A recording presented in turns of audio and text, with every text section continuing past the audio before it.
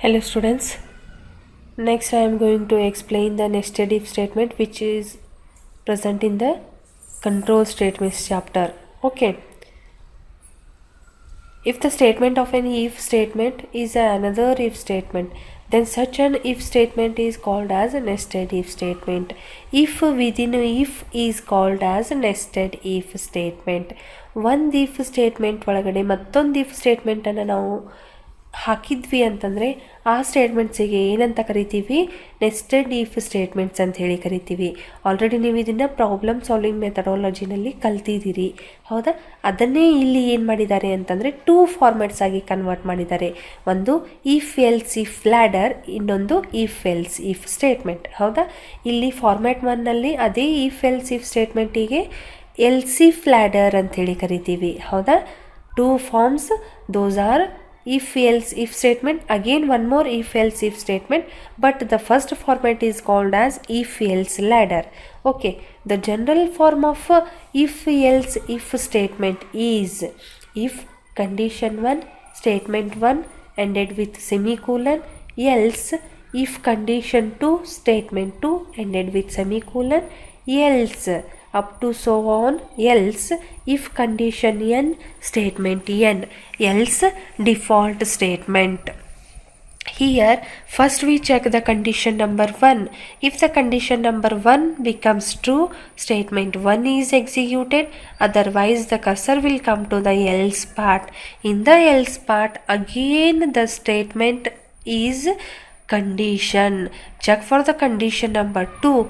If that condition 2 becomes true, statement 2 is executed, otherwise the control transferred to the another else part. In the else part, again one more condition is there, that is if condition number n. If the condition n becomes true, statement n is executed, otherwise it will come to the else part. Default statement should be executed. Whenever all the conditions becomes false, default statement should be executed. If the condition 1 becomes true, statement 1 is executed. If the condition 2 becomes true, statement 2 is executed. If the condition n becomes true, statement n is executed. If the condition 1 becomes false, check for the condition number 2. If the condition 2 becomes false, check for the condition n. Right, ಇಲ್ಲಿ ನೋಡಿ, nested if statement ಅಂದರೆ ಏನು ಅಂತಂದಾಗ, if statement ಒಳಗಡೆ ಮತ್ತೊಂದು if ಸ್ಟೇಟ್ಮೆಂಟನ್ನು ಬರೆಯೋದಕ್ಕೆ ನಾವು ಏನಂತ ಕರಿತೀವಿ, ನೆಸ್ಟೆಡ್ ಇಫ್ ಸ್ಟೇಟ್ಮೆಂಟ್ ಅಂತ ಹೇಳಿ ಕರಿತೀವಿ. ಇದರಲ್ಲಿ 2 ಫಾರ್ಮ್ಯಾಟ್ ಬರುತ್ತವೆ, ಒಂದು ಇಫ್ ಎಲ್ಸ್ ಇಫ್ ಬರುತ್ತೆ, ಮತ್ತೊಂದು ಕೂಡ ಇಫ್ ಎಲ್ಸ್ ಇಫ್ ಬರುತ್ತೆ. ಬಟ್ ಒಂದೇ ಫಾರ್ಮ್ಯಾಟಿಗೆ ನಾವು ಏನಂತ ಕರಿತೀವಿ, ಎಲ್ಸ್ ಇಫ್ ಲ್ಯಾಡರ್ ಅಂಥೇಳಿ ಕರಿತೀವಿ, ಹೌದಾ? ಎಲ್ಸ್ ಇಫ್ ಲ್ಯಾಡರ್ ಅಂಥೇಳಿ ಕರಿತೀವಿ. ಫಸ್ಟ್ ನಾನು ಇದನ್ನು ಏನು ಹೇಳ್ತಿದ್ದೀನಿ, ಸಿಂಟ್ಯಾಕ್ಸನ್ನು ಹೇಳಿದ್ದೀನಿ. ಸಿಂಟ್ಯಾಕ್ಸ್ನಲ್ಲಿ ನಾನು ಏನು ಬರೆದಿದ್ದೀನಿ, ಇಫ್ ಕಂಡೀಷನ್ 1 ಚೆಕ್ ಮಾಡ್ತೀವಿ. ಕಂಡೀಷನ್ 1 ಟ್ರೂ ಆದಾಗ ಸ್ಟೇಟ್ಮೆಂಟ್ 1 ಎಕ್ಸಿಕ್ಯೂಟ್ ಆಗಬೇಕು. ಕಂಡೀಷನ್ 1 ಫಾಲ್ಸ್ ಆಯಿತು ಅಂತಂದರೆ ಕರ್ಸರ್ ನನಗೆ ಎಲ್ಲಿಗೆ ಮೂಮೆಂಟ್ ಆಗಬೇಕು, ಎಲ್ಸ್ ಪಾರ್ಟಿಗೆ ಮೂಮೆಂಟ್ ಆಗಬೇಕು. ಆ ಎಲ್ಸ್ ಪಾರ್ಟ್ನಲ್ಲಿ ನಾನು ಏನು ಬರೆದಿದ್ದೀನಿ, ಮತ್ತೊಂದು ಕಂಡೀಷನನ್ನು ಬರೆದಿದ್ದೀನಿ. ಅಂದರೆ in the else part the immediate statement should be another if condition, ಹೌದಾ? ನಾನು ಇಮ್ಮಿಡಿಯೇಟ್ ಏನು ಬರೆದಿದ್ದೀನಿ, ಮತ್ತೊಂದು ಇಫ್ ಕಂಡೀಷನ್ನ ಬರೆದಿದ್ದೀನಿ. ಕಂಡೀಷನ್ ಎಷ್ಟನೇದದು, 2ನೇ ಕಂಡೀಷನ್, ಅಂದರೆ second condition. Check for the again second condition 2. Second ಕಂಡೀಷನನ್ನು ನಾವು ಚೆಕ್ ಮಾಡ್ತೀವಿ. ಸೆಕೆಂಡ್ ಕಂಡೀಷನ್ 2 ಇದ್ದಾಗ ಸ್ಟೇಟ್ಮೆಂಟ್ 2 ಎಕ್ಸಿಕ್ಯೂಟ್ ಆಗುತ್ತೆ. ಸೆಕೆಂಡ್ ಕಂಡೀಷನ್ ಫಾಲ್ಸ್ ಆಯಿತು ಅಂತಂದಾಗ ಮತ್ತೆ ಎಲ್ಸ್ ಪಾರ್ಟಿಗೆ ಕರ್ಸರ್ ಮೂಮೆಂಟ್ ಆಗಿ, ಎಲ್ಸ್ ಪಾರ್ಟ್ನಲ್ಲಿ ನಾನು ಏನು ಮಾಡಿದ್ದೀನಿ, ಮತ್ತೊಂದು ಕಂಡೀಷನನ್ನು ಯೂಸ್ ಮಾಡಿದ್ದೀನಿ. ಆ ಕಂಡೀಷನ್ 2 ಆಯಿತು ಅಂತಂದರೆ ಸ್ಟೇಟ್ಮೆಂಟ್ n ಎಕ್ಸಿಕ್ಯೂಟ್ ಆಗಬೇಕು. ಆ ಕಂಡೀಷನ್ ಫಾಲ್ಸ್ ಆಯಿತು ಅಂತಂದರೆ ಡಿಫಾಲ್ಟ್ ಸ್ಟೇಟ್ಮೆಂಟ್ ಎಕ್ಸಿಕ್ಯೂಟ್ ಆಗಬೇಕು, ಹೌದಾ? ಅಂದರೆ ಎಲ್ಲ ಕಂಡೀಷನ್ಸ್ ಫಾಲ್ಸ್ ಆದಾಗ ಮಾತ್ರ ನನಗೇನಾಗುತ್ತೆ, ಡಿಫಾಲ್ಟ್ ಕಂಡೀಷನ್ ಎಕ್ಸಿಕ್ಯೂಟ್ ಆಗುತ್ತೆ. ಯಾವುದಾದ್ರೂ ಒಂದು ಕಂಡೀಷನ್ ಟ್ರೂ ಇದ್ರೂ ಕೂಡ ಡಿಫಾಲ್ಟ್ ಕಂಡೀಷನ್ ಅಂದರೆ ಡಿಫಾಲ್ಟ್ ಸ್ಟೇಟ್ಮೆಂಟ್ ಎಕ್ಸಿಕ್ಯೂಟ್ ಆಗಲ್ಲ, ಹೌದಾ? ಡಿಫಾಲ್ಟ್ ಸ್ಟೇಟ್ಮೆಂಟ್ ಯಾವಾಗ ಎಕ್ಸಿಕ್ಯೂಟ್ ಆಗುತ್ತೆ, ಎಲ್ಲ conditions above conditions are false, then only the default statement is executed. Otherwise the default statement should not be executed. ಹೌದಾ? ಇಫ್ ಕಂಡೀಷನ್ 1 ಟ್ರೂ ಇದ್ದರೆ statement 1 execute ಆಗುತ್ತೆ, 2 true ಇದ್ದರೆ statement 2 execute ಆಗುತ್ತೆ, condition n true ಇದ್ದರೆ statement n execute ಆಗುತ್ತೆ. ಇವು ಮೂರೂ conditions falls ಇದ್ದಾಗ ಡಿಫಾಲ್ಟ್ ಸ್ಟೇಟ್ಮೆಂಟ್ ಎಕ್ಸಿಕ್ಯೂಟ್ ಆಗುತ್ತೆ. ಫಸ್ಟ್ ಕಂಡೀಷನ್ ಫಾಲ್ಸ್ ಆದಾಗ ಸೆಕೆಂಡ್ ಕಂಡೀಷನನ್ನು ಚೆಕ್ ಮಾಡ್ತೀವಿ, ಸೆಕೆಂಡ್ ಕಂಡೀಷನ್ ಕೂಡ ಫಾಲ್ಸ್ ಆದಾಗ nth ಕಂಡೀಷನಿಗೆ ಬರ್ತೀವಿ, nth ಕಂಡೀಷನ್ ಕೂಡ ಫಾಲ್ಸ್ ಆದಾಗ ಡಿಫಾಲ್ಟ್ ಸ್ಟೇಟ್ಮೆಂಟ್ ಎಕ್ಸಿಕ್ಯೂಟ್ ಆಗುತ್ತೆ. nth ಕಂಡೀಷನ್ ಟ್ರೂ ಆದಾಗ ಸ್ಟೇಟ್ಮೆಂಟ್ 1 ಎಕ್ಸಿಕ್ಯೂಟ್ ಆಗುತ್ತೆ, ಕಂಡೀಷನ್ 2 ಟ್ರೂ ಆದಾಗ ಸ್ಟೇಟ್ಮೆಂಟ್ 2 ಎಕ್ಸಿಕ್ಯೂಟ್ ಆಗುತ್ತೆ, ಕಂಡೀಷನ್ 1 ಟ್ರೂ ಆದಾಗ ಸ್ಟೇಟ್ಮೆಂಟ್ 1 ಎಕ್ಸಿಕ್ಯೂಟ್ ಆಗುತ್ತೆ. ಅದನ್ನೇ ನಾನು ಏನು ಮಾಡಿದ್ದೀನಿ, ಇಲ್ಲಿ ಬ್ಲಾಕ್ ಡಯಾಗ್ರಾಮನ್ನು ಹಾಕಿದ್ದೀನಿ. ಹೌದಾ? ಬ್ಲಾಕ್ ಡಯಾಗ್ರಾಮ್ನಲ್ಲಿ ನಾನು ಏನು ಎಕ್ಸ್ಪ್ಲೇನ್ ಮಾಡ್ತಿದ್ದೀನಿ ಅಂತಂದರೆ, ಕಂಡೀಷನನ್ನು ರೋಂಬಸ್ನಲ್ಲಿ ರೀಪ್ರೆಸೆಂಟ್ ಮಾಡಿದ್ದೀನಿ. ಹೌದಾ? ಎಲ್ಲ ಕಂಡೀಷನ್ಸನ್ನು ರೋಂಬಸ್ನಲ್ಲಿ ರೀಪ್ರೆಸೆಂಟ್ ಮಾಡಿದ್ದೀನಿ. ಆಮೇಲೆ ಸ್ಟೇಟ್ಮೆಂಟ್ಸನ್ನು ಎದರಲ್ಲಿ ರೀಪ್ರೆಸೆಂಟ್ ಮಾಡಿದ್ದೀನಿ, ಸ್ಟೇಟ್ಮೆಂಟ್ಸನ್ನು ರೆಕ್ಟ್ಯಾಂಗಲ್ನಲ್ಲಿ ರೀಪ್ರೆಸೆಂಟ್ ಮಾಡಿದ್ದೀನಿ. All the statements are to be represented in the rectangle form and the conditions are represented in rhombus. Okay, these are the symbols for flowchart, and now I will explain this flow of diagram. Is condition 1 becomes true. If the condition 1 becomes true, statement 1 is executed. If the condition 1 becomes false, it will come to the next condition, that is condition 2. If the condition 2 becomes true, statement 2 is executed. If the condition 2 becomes false, it will come to the nth condition. First check for the condition n. If this condition n becomes true, statement n is executed. If the condition n becomes false, default statement should be executed. ಇಲ್ಲಿ ನೋಡಿ, ಮೊದಲಿಗೆ ನಾವೇನು ಮಾಡ್ತೀವಿ, condition 1ಅನ್ನು check ಮಾಡ್ತೀವಿ. Condition 1 true ಆಯಿತು ಅಂತಂದರೆ statement 1 ಏನಾಗುತ್ತೆ, execute ಆಗುತ್ತೆ. ಕಂಡೀಷನ್ 1 ಫಾಲ್ಸ್ ಆಯಿತು ಅಂತಂದರೆ ನಾನು ಏನು ಮಾಡಬೇಕು, ಕಂಡೀಷನ್ 2ನ ಚೆಕ್ ಮಾಡಬೇಕು. ಕಂಡೀಷನ್ 2ನ ಚೆಕ್ ಮಾಡಿದಾಗ ಕಂಡೀಷನ್ 2 ಟ್ರೂ ಆಯಿತು ಅಂತಂದರೆ ಸ್ಟೇಟ್ಮೆಂಟ್ 2 ಎಕ್ಸಿಕ್ಯೂಟ್ ಆಗಬೇಕು. ಕಂಡೀಷನ್ 2 ಫಾಲ್ಸ್ ಆಯಿತು ಅಂತಂದರೆ ಏನು ಕರ್ಸರ್ ನನಗೆ ಎಲ್ಲಿಗೆ ಹೋಗುತ್ತೆ, ಕಂಡೀಷನ್ ಎನ್ನಿಗೆ ಹೋಗುತ್ತೆ. ಕಂಡೀಷನ್ ಎನ್ನನ್ನು ಚೆಕ್ ಮಾಡಬೇಕು. ಕಂಡೀಷನ್ ಎನ್ ಟ್ರೂ ಆಯಿತು ಅಂತಂದರೆ ಸ್ಟೇಟ್ಮೆಂಟ್ ಎನ್ನಿಗೆ ಹೋಗಬೇಕು. ಕಂಡೀಷನ್ ಎನ್ ಫಾಲ್ಸ್ ಆಯಿತು ಅಂತಂದರೆ ಡಿಫಾಲ್ಟ್ ಸ್ಟೇಟ್ಮೆಂಟ್ ಎಕ್ಸಿಕ್ಯೂಟ್ ಆಗಬೇಕು. This is the flow chart for the nested if statement, and this is the general form of a nested if statement. Okay. Hello students, now I am going to explain the program of nested if statement. In the nested if format 1, I am going to explain now with one program, that is program to declare the result based on the following rules. Some rules are there for displaying the result. Here those are: in between 85 to 100 distinction, in between 60 to 84 first class, in between 50 to 63 second class, in between 35 to 49 pass class, in between 0 to 34 fail. Okay, if your marks is in between 85 to 100, it is going to be displayed as a distinction. If your marks are in between 60 to 84, first class will be displayed on the output screen. If the marks are in between 50 to 63, it is going to be displayed as a second class. If the marks are in between 35 to 49, it is nothing but the pass class. Pass class is going to be displayed in the output screen. If your marks are in between 0 to 34, it will be displayed as a fail on the output screen. Below the program is here to find the grade of the student. This program explains how the grade is divided into each category for that particular student. Okay, I am going to take 3 header files: IOStream, Conio, IOMANIP. IOStream is used for C in and C out. Conio is used for get CH and CLR SCR. IOMANIP is used for endl and citew. Now the execution starts from the main method. Opening brace, int marks. Marks is a variable name which is declared in the data type int. CLR is going to clear the screen. Next statement is cout statement. Enter marks colon, which is present in the double quotation. Therefore, the statement is printed as it is in the output screen.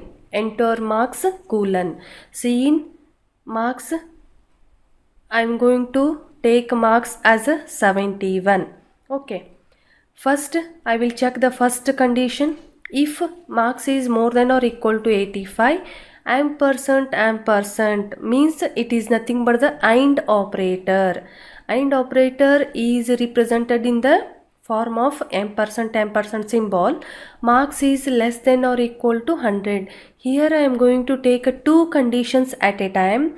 When both the conditions are true, then only that whole statement should be true. Otherwise, the whole statement should be false.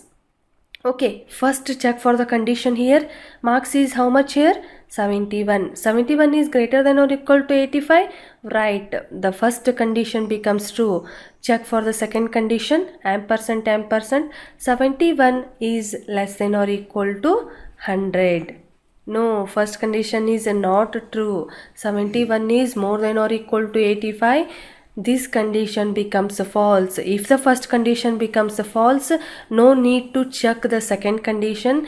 Any one of the two conditions become false, then the whole condition will be false. Therefore, skip that cout statement. Next, the cursor will come to the else part. Check for the next condition. If marks is more than or equal to 60. Marks is how much there? 71. 71 is greater than or equal to 60. Right, 71 is greater than or equal to 60. This condition becomes true. Execute the immediate line. Which is the immediate line here? Cout within the double quotation first class. So first class is printed as it is in the output screen because which is present in the double quotation. This is about only one input. Okay, check for the first condition. If the first condition becomes true, then only the distinction is displayed. If the first condition becomes false, it will come out to the else part. In the else part, again one more condition is here, that is marks is more than or equal to 60. If this condition becomes true, it will execute the immediate line. If this condition becomes false, it will come to the else part. Again in the else part, one more condition is here, that is marks is greater than or equal to 50. Again check for this condition. If this condition becomes true, execute the second class statement. If this condition becomes false, it will come to the else part. Again in the else part, one more condition is here, that is the last condition. Marks is greater than or equal to 35. Check for this condition. If this condition becomes true, then only pass class is going to be displayed. Otherwise, fail is going to be displayed. One thing you should remember here, if all the conditions becomes false, fail line is going to be executed. Right. I want to check for the marks as a 32 for these all conditions. 32 is greater than or equal to 85. No, this first condition becomes false, so no need to check for the second condition in the first statement. Okay, skip the first if, because if condition becomes false, the cursor will come to the next if condition in the else part. 32 is greater than or equal to 60. No, this condition also becomes false. Come to the next else part. Again in the next else part, if condition is here, that is marks is greater than or equal to 50. 32 is greater than or equal to 50. No, this condition also becomes false. So execute the next else part. Okay, whichever the statements are there in the else part, those statements are to be executed. In the else part, again if condition is here, if marks is more than or equal to 35, 32 is more than or equal to 35, no, this condition also becomes false. If that condition becomes false, again the cursor will come to the else part. In the else part, how many statements are there? Only one statement is to be executed, that is Cout within the double quotation fail, ENDL. Okay, fail is going to be displayed in the output screen because which is present in the double quotation. Next line is get ch, end of your program. Okay, ಇಲ್ಲಿ ನೋಡಿ ನಾನು ಹೇಳ್ತಿರೋದು program ಯಾವುದಕ್ಕೆ ಅಂತಂತಂದರೆ nested if ಕಂಡೀಷನಿಗೆ. ಹೌದಾ, nested ಇಫ್ನಲ್ಲಿ 2 format ಬರುತ್ತೆ. ನಾನೀಗ explain ಮಾಡ್ತಿರೋದು 1A ಫಾರ್ಮ್ಯಾಟ್ದಲ್ಲಿರತಕ್ಕಂಥ ಪ್ರೋಗ್ರಾಮ್. ಹೌದಾ, ಈ ಪ್ರೋಗ್ರಾಮನ್ನು ನಾನು ಏಕೆ ಬರೆದಿದ್ದೀನಿ ಅಂತಂದರೆ ಗ್ರೇಡ್ ಆಫ್ ದ ಸ್ಟೂಡೆಂಟನ್ನು ಫೈಂಡ್ ಮಾಡಬೇಕು. ಹೌದಾ, ಅಂದರೆ ಡಿಸ್ಟಿಂಕ್ಷನ್ ಆಗಿದ್ದೀನೋ, first class, second class, pass class ಅಥವಾ ಫೇಲು. ಡಿಸ್ಟಿಂಕ್ಷನ್ ಅಂತ ಹೇಳಿ ಹೇಗೆ ಫೈಂಡ್ ಔಟ್ ಮಾಡಬೇಕು? ನೀವು ತೊಗೊಂಡಿರ್ತಕ್ಕಂಥ ಮಾರ್ಕ್ಸ್ ಇನ್ ಬಿಟ್ವೀನ್ 85 to 100 ಇತ್ತು ಅಂತಂದಾಗ ಡಿಸ್ಟಿಂಕ್ಷನ್.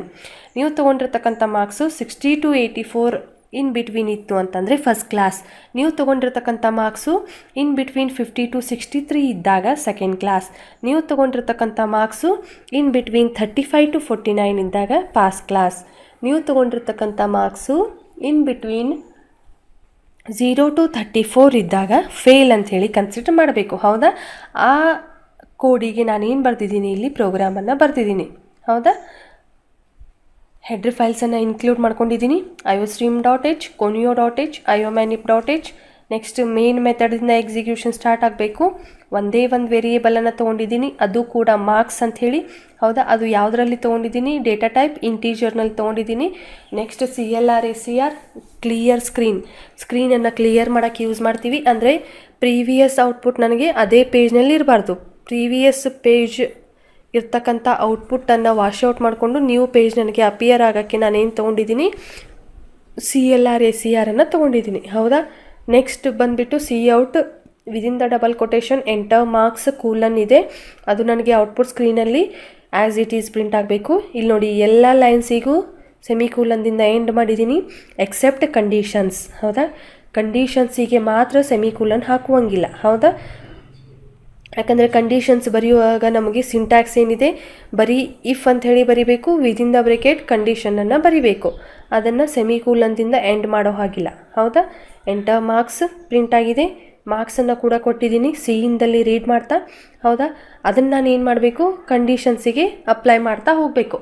ಫಸ್ಟ್ ಕಂಡೀಷನ್ನಲ್ಲಿ ನಾನು ಮತ್ತೆ 2 ಕಂಡೀಷನ್ಸನ್ನು ಬೈಫರ್ಕೇಟ್ ಮಾಡ್ಕೊಂಡಿದ್ದೀನಿ with the help of M% symbols. ಅಂದರೆ ಡಬಲ್ M% ಸಿಂಬಾಲ್ ಅಂದರೆ ಏನಂತ ತಗೋಬೇಕು ನಾವು? ಐಂಡ್ ಅಂಥೇಳಿ ಕನ್ಸಿಡರ್ ಮಾಡ್ಕೋಬೇಕು. M% symbol is nothing but and symbol. ಹೌದಾ, ಐಂಡ್ನಲ್ಲಿ ನಾನು ಹೇಗೆ ಆಪ್ರೇಷನನ್ನು ಪರ್ಫಾರ್ಮ್ ಮಾಡ್ತೀನಿ ಅಂತಂದರೆ, ಎರಡೂ ಕಂಡೀಷನ್ಸ್ ನನಗೇನಾಗಿರಬೇಕು? ಟ್ರೂ ಆಗಿರಬೇಕು. ಎರಡರಲ್ಲಿ ಯಾವುದಾದ್ರೂ ಒಂದು ಫಾಲ್ಸ್ ಆದರೆ ಹೋಲ್ ಕಂಡೀಷನ್ ಫಾಲ್ಸ್ ಆಗುತ್ತೆ. ಎರಡರಲ್ಲಿ ಯಾವುದಾದ್ರೂ ಒಂದು ಫಾಲ್ಸ್ ಆದರೆ ಹೋಲ್ ಕಂಡೀಷನ್ ಫಾಲ್ಸ್ ಆಗುತ್ತೆ. ಎರಡೂ ಕೂಡ ಟ್ರೂ ಆದರೆ ಮಾತ್ರ ನಾನು ಏನು ಮಾಡ್ಬೋದು? ನೆಕ್ಸ್ಟ್ ಲೈನನ್ನು ಎಕ್ಸಿಕ್ಯೂಟ್ ಮಾಡ್ಬೋದು. ಅಂದರೆ ಹೋಲ್ ಕಂಡೀಷನನ್ನು ಟ್ರೂ ಅಂಥೇಳಿ ಕನ್ಸಿಡರ್ ಮಾಡ್ಬೋದು. ಈಗ ನೋಡಿ, ನಾನೇನು ತೊಗೊಂಡಿದ್ದೀನಿ? ಮಾರ್ಕ್ಸನ್ನು 71 ಅಂಥೇಳಿ ತೊಗೊಂಡಿದ್ದೀನಿ. 71 is greater than or equal to 85? ಇಲ್ಲ, 71 85ಕ್ಕಿಂತ ಲೆಸ್ ಆಗುತ್ತೆ. ಅಂದರೆ ನಿಮಗೆ ಫಸ್ಟ್ ಕಂಡೀಷನನ್ನೇ ಏನಾಯ್ತಲ್ಲಿ? ಫಾಲ್ಸ್ ಆಯಿತು. ಫಸ್ಟ್ ಕಂಡೀಷನ್ ಫಾಲ್ಸ್ ಆದಾಗ ನೀವು ಸೆಕೆಂಡ್ ಕಂಡೀಷನ್ ಚೆಕ್ ಮಾಡೋ ಅವಶ್ಯಕತೆಯೇ ಇಲ್ಲ. ಯಾಕಂದರೆ ಯಾವುದಾದ್ರೂ ಒಂದು ಕಂಡೀಷನ್ ಫಾಲ್ಸ್ ಆದ್ರೂ ಕೂಡ ಆ ಇಫ್ ಸ್ಟೇಟ್ಮೆಂಟ್ ಏನಾಗುತ್ತೆ? ಫಾಲ್ಸ್ ಆಗುತ್ತೆ. ಆಟೋಮೆಟಿಕ್ಕಾಗಿ ಕರ್ಸರ್ ಎಲ್ಲಿಗೆ ಬರುತ್ತೆ? ನನಗೆ ಎಲ್ಸ್ ಪಾರ್ಟಿಗೆ ಬರುತ್ತೆ. ಹೌದಾ, ಎಲ್ಸ್ ಪಾರ್ಟ್ನಲ್ಲಿ ನೀವೇನು ಬರ್ತಿದ್ದೀರಿ? ಮತ್ತೊಂದು ಕಂಡೀಷನನ್ನು ಬರ್ದಿರಿ. ಆ ಕಂಡೀಷನನ್ನು ಚೆಕ್ ಮಾಡಬೇಕು. 71 is greater than or equal to 60? Right, 71 is greater than or equal to 60. ಇದು ಟ್ರೂ ಆಯಿತು ಅಂತಂದರೆ ನೆಕ್ಸ್ಟ್ ಇಮಿಡಿಯೇಟ್ ಸ್ಟೇಟ್ಮೆಂಟನ್ನು ಎಕ್ಸಿಕ್ಯೂಟ್ ಮಾಡಬೇಕು. ನೆಕ್ಸ್ಟ್ ಇಮಿಡಿಯೇಟ್ ಸ್ಟೇಟ್ಮೆಂಟ್ನಲ್ಲಿ ಏನಿದೆ? ಫಸ್ಟ್ ಕ್ಲಾಸ್ ಅಂಥೇಳಿ ಡಬಲ್ ಕೊಟೇಷನಲ್ಲಿ ಬರೆದಿರೋದ್ರಿಂದ ಫಸ್ಟ್ ಕ್ಲಾಸ್ ಅಂಥೇಳಿ ಇಲ್ಲೇನಾಗಿದೆ? ನನಗೆ ಪ್ರಿಂಟ್ ಆಗಿದೆ. ಹೌದಾ, ಇಲ್ಲಿ ನೋಡಿ, ಮತ್ತೊಂದು ಔಟ್ಪುಟ್ ಏನು ತೊಗೊಂಡಿದ್ದೀನಿ ನಾನು ಅಂತಂದರೆ 32 ಅಂಥೇಳಿ ತೊಗೊಂಡಿದ್ದೀನಿ. ಎಲ್ಲ ಕಂಡೀಷನ್ಸಿಗೂ ಚೆಕ್ ಮಾಡ್ತಾ ಹೋಗಬೇಕು. ಫಸ್ಟ್ ಕಂಡೀಷನ್ ಟ್ರೂ ಆದರೆ ಏನಾಗುತ್ತೆ? ಡಿಸ್ಟಿಂಕ್ಷನ್ ಅಂಥೇಳಿ ಎಕ್ಸಿಕ್ಯೂಟ್ ಆಗುತ್ತೆ. ಸೆಕೆಂಡ್ ಕಂಡೀಷನ್ ಟ್ರೂ ಆದರೆ ಫಸ್ಟ್ ಕ್ಲಾಸ್ ಅಂತ ಎಕ್ಸಿಕ್ಯೂಟ್ ಆಗುತ್ತೆ, ಥರ್ಡ್ ಕಂಡೀಷನ್ ಟ್ರೂ ಆದರೆ ಸೆಕೆಂಡ್ ಕ್ಲಾಸ್ ಅಂತ ಎಕ್ಸಿಕ್ಯೂಟ್ ಆಗುತ್ತೆ, ಫೋರ್ತ್ ಕಂಡೀಷನ್ ಟ್ರೂ ಆದರೆ ಪಾಸ್ ಕ್ಲಾಸ್ ಅಂತ ಎಕ್ಸಿಕ್ಯೂಟ್ ಆಗುತ್ತೆ. ಯಾವುದೂ ಕಂಡೀಷನ್ ಟ್ರೂ ಆಗದೇ ಇದ್ದ ಸಂದರ್ಭದಲ್ಲಿ ಲಾಸ್ಟ್ ಸ್ಟೇಟ್ಮೆಂಟ್ ಎಕ್ಸಿಕ್ಯೂಟ್ ಆಗುತ್ತೆ. That is nothing but fail. ಅದನ್ನೇ ನಾನು ಇಲ್ಲಿ ನಿಮಗೆ ತೋರಿಸ್ತಿರೋದು. ಹೌದಾ? Check for the first condition. 32 is greater than or equal to 85. No, the first condition becomes false. If that first condition becomes false, the cursor will come to the next condition immediately, which is present in the else part. ಹೌದಾ? ನೋಡಿ, first condition false ಆಯಿತು ಅಂದಾಗ ನನ್ನ cursor ಎಲ್ಲಿಗೆ moment ಆಗುತ್ತೆ? Else ಪಾರ್ಟಿಗೆ moment ಆಗುತ್ತೆ. Else ಪಾರ್ಟ್ನಲ್ಲಿ ಇರ್ತಕ್ಕಂಥ ಎಲ್ಲ ಸ್ಟೇಟ್ಮೆಂಟ್ಸ್ ಏನಾಗಬೇಕು? ಎಕ್ಸಿಕ್ಯೂಟ್ ಆಗಬೇಕು. ಹೌದಾ? ಫಸ್ಟ್ ಸ್ಟೇಟ್ಮೆಂಟ್ ಏನಿದೆ? ಇಫ್ ಕಂಡೀಷನ್ ಇದೆ. ಅಲ್ಲಿ marks is greater than or equal to 70. 32 is greater than or equal to 60. No, this condition also becomes false. ಇದು ಕಂಡೀಷನ್ ನನಗೆ ಫಾಲ್ಸ್ ಆಯಿತು ಅಂದಾಗ ನಾನು ಎಲ್ಲಿ ಕರ್ಸರ್ ಮೂಮೆಂಟ್ ಮಾಡಬೇಕು? ಮತ್ತೆ ಎಲ್ಸ್ ಪಾರ್ಟಿಗೆ ಮೂಮೆಂಟ್ ಮಾಡಬೇಕು. ಮತ್ತೆ ಎಲ್ಸ್ ಪಾರ್ಟಿಗೆ ಮೂಮೆಂಟ್ ಮಾಡಿದಾಗ ಅಲ್ಲಿಯೂ ಕೂಡ ಮತ್ತೊಂದು ಇಫ್ ಕಂಡೀಷನ್ ಇದೆ. ಚೆಕ್ ಮಾಡಿ. 32 is greater than or equal to 50. No, 32 50ಗಿಂತ ಚಿಕ್ಕದಿರೋದ್ರಿಂದ 32 ಈಸ್ ಲೆಸ್ ದೆನ್ 50. ಹೌದಾ? ಅದು ಕಂಡೀಷನ್ ಕೂಡ ಫಾಲ್ಸ್ ಆಗುತ್ತೆ. ಸೊ ಎಲ್ಸ್ ಪಾರ್ಟಿಗೆ ಕರ್ಸರನ್ನು ಮೂಮೆಂಟ್ ಮಾಡಬೇಕು. ಎಲ್ಸ್ ಪಾರ್ಟಿಗೆ ಬಂದ ನಂತರ ಮತ್ತೆ ಕಂಡೀಷನ್ ಇರೋದ್ರಿಂದ 32 is greater than or equal to 35. Again this condition also becomes false. So no need to execute the immediate set of statements. The cursor will come to the else part. In the else part, which is the condition here? Which is the statement here? Only one statement is here, that is see out fail. ಇಲ್ಲಿ ನನಗೆ ಒಂದೇ ಒಂದು statement ಇರೋದ್ರಿಂದ ಆ ಸ್ಟೇಟ್ಮೆಂಟನ್ನು ನಾನು ಏನು ಮಾಡಬೇಕು? ಎಕ್ಸಿಕ್ಯೂಟ್ ಮಾಡಬೇಕು. That is nothing but fail. FAIL fail ಅಂಥೇಳಿ ಬರಿತೀವಿ. ಹೌದಾ? ಇಷ್ಟ ಆದ ನಂತರ ನಿಮ್ಮದಿದು ಎಕ್ಸಿಕ್ಯೂಷನ್ ಮುಗಿಯತ್ತೆ. ರೈಟ್? ಇದನ್ನು ನಾನು ಯಾವುದು ಅಪ್ಲೈ ಮಾಡಿದ್ದೀನಿ? ಫಾರ್ಮ್ಯಾಟ್ 1, ನೆಸ್ಟೆಡ್ ಇಫ್ನಲ್ಲಿರ್ತಕ್ಕಂಥ ಫಾರ್ಮ್ಯಾಟ್ 1 ಅನ್ನು ಅಪ್ಲೈ ಮಾಡಿದ್ದೀನಿ. ರೈಟ್? ಓಕೆ.